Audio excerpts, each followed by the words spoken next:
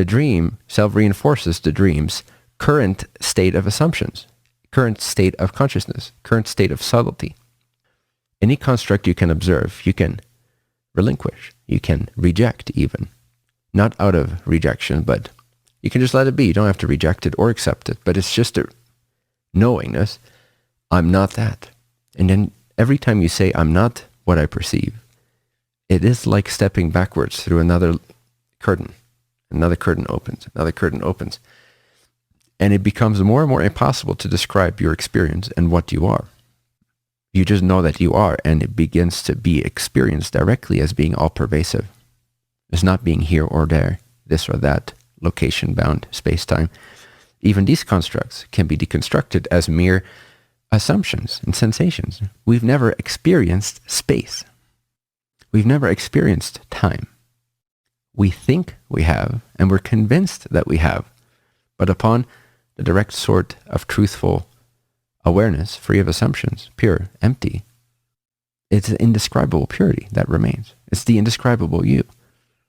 And the more you do this, the more your conviction changes from independent objects exist to I'm the nature of all appearances, and it is more and more as a dream. Because the nature of things is perception itself, just like in a dream. Again, doesn't mean that we go do stupid stuff. There is still conventional knowledge on the relative level. That's why these two need to coexist. Some people go too far with this and they add all kinds of psychedelics on sometimes even a daily basis, and they're just kind of wrecked. You know, it takes time to get back to a balanced state, but all the masters that have been revered over the years, they've been able to live a truly balanced life. They've been able to include everything and yet transcend. Inclusion is transcendence. If you reject something, now you can reject things in perception just for the sake of practice, but not as a life philosophy, not as an embodiment.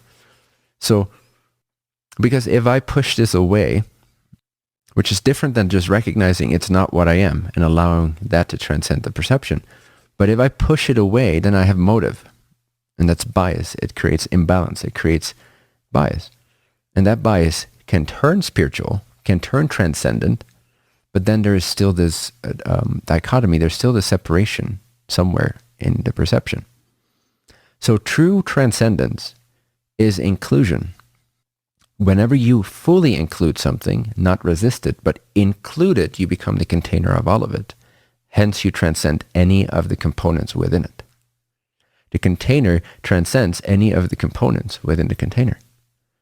To be like the container, you need to neither accept nor reject.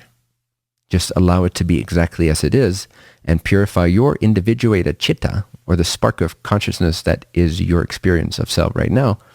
Purify it, make it transparent to the essential knowing nature, which is formless, all-permeating, yet indisputable, and can be recognized on a moment-to-moment to moment-to-moment to moment-to-moment to moment-to-moment to moment-to-moment to moment-to-moment to moment basis.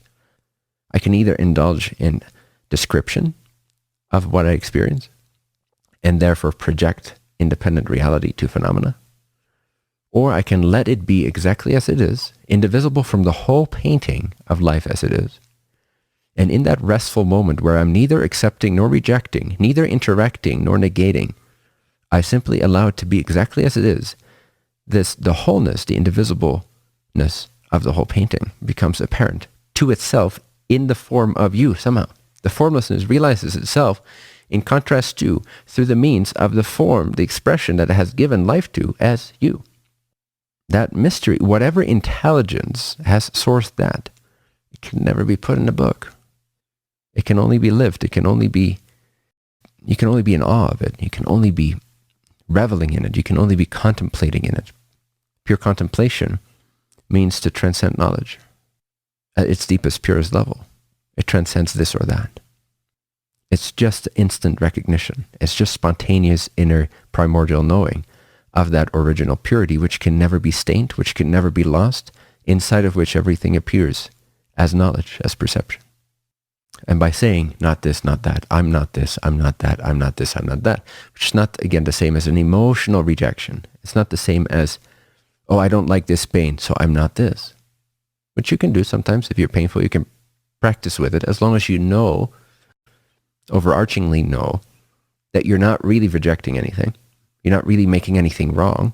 You're just practicing in that moment. Oh, this hurts. Why does it hurt? Oh, I'm assuming that somehow I'm identified with it. I'm attached to it. I'm a subject to this object. And then you go, within that container of holistic appreciation of everything as it is, you go, I'm not this. I'm not this. You go more and more direct to the perception of, somehow I know that I am, I exist. I can't put labels to that. I can't put it in a form. But whatever form I can detect, I can reject as not the essential nature of myself. It might be an extension of it. It might be an expression of it. It might be a manifestation of it. But it does not grasp or capture the essential knowing nature, which enables the perception you're having right now. So you go deeper and deeper and subtler and subtler. This is direct path meditation. So empty yourself more and more of assumptions. Become more present to direct being. And allow your filters of perception, the lens of perception, that is your sense of me as the mind, to become more empty, more humbled in a sense, more devotional also. Because devotion means I know that I don't know very much at all, right? Humility and devotion are very closely related. To be devotional gives you the ability to be humble. To be humble gives you the ability and the joy of devotion. Devotion to what? Well, what could you be devoted to? There's only one thing. You can do it in the form of me. You can do it in the form of yourself. You can do it in the form of your deities. You can do it in the form of the teachings. You can do it in the form of your mission on earth. Ultimately, that energy of devotion, when it's purified, it's from self to self. It's from God to God. It's from the creator to the creator, because that's all that there is. If there's only one substance, then what are you made of? What are you? Not what are you doing or how are you doing it, which is also cool and completely included in the wisdom paths. But this essential nature of absolute self-knowledge, what is it that I am made of, that all my assumptions of self rely upon, depend upon, and are sourced by? What is that? And if I somehow am that, because there is only one substance, then I must be it. And therefore I must be able to know it. You can know the infinite one, infinite creator. You can know the absolute source because there is only one. Therefore you must be source. Therefore, with enough allowance and subtlety and purification, you can quantum leap into direct knowingness of yourself as source, which then no longer separates anything. But this is practice, and you can have glimpses, you can have cool experiences, you can have satori's, as they call it. But what that does, what a glimpse in meditation does, or a glimpse through some kind of weird accident, or a glimpse through psychedelics, what it does is it increases your conviction shift from worldliness to formlessness, to subtlety. You become subtler and subtler in your conviction. So you might still be interacting in the same way you were, or probably a little bit different, but essentially, like, relatively speaking, similar in similar ways. Things don't appear suddenly super different, but there's this background conviction that has increased.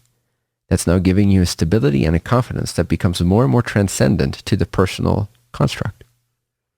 And the more you align with that, the more you become that transcendence, and therefore can no longer identify with the character that is spinning its wheels in front of, inside of the space of being.